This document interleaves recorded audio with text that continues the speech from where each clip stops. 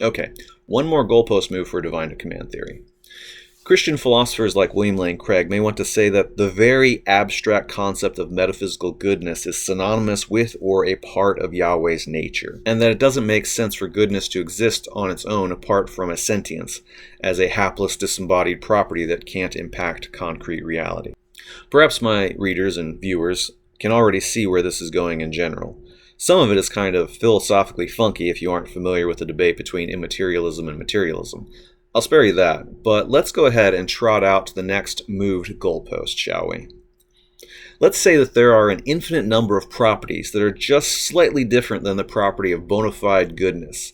And let's say that there are an infinite number of gods, each with a slightly different divine nature. And let's say that each of these natures has one of these slightly different goodness properties inside, whatever that means.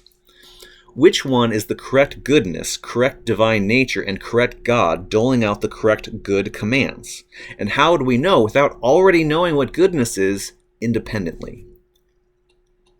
If the ancient Canaanite god Moloch claims he has the correct property of goodness in his nature and that Yahweh is a jerkface with a slightly different and incorrect goodness property and tells you that setting your babies on fire is a moral virtue, how do you know he is wrong without independently knowing what goodness is? Don't you suppose the Canaanites probably felt they were doing the right thing according to Moloch when they sacrificed some of their children to him? Notice William Lane Craig is going to have nothing to say because he refuses to treat the topic of goodness as separate from his arbitrary theology.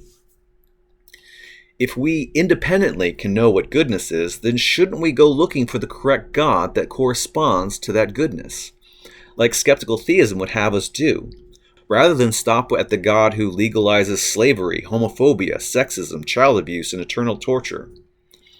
Goodness is a very metaphysically arbitrary, sentience-dependent relational concept. And we have that in our natures too. Christians will say we have broken natures, but does that mean we can't take a look and fix it properly? Isn't that what introspection and moral improvement is about? Or should we let a potentially evil God fix it for us because we just wouldn't know any better? Moloch, take the wheel. So as we've seen, theology got even more complicated, but failed on the exact same mark.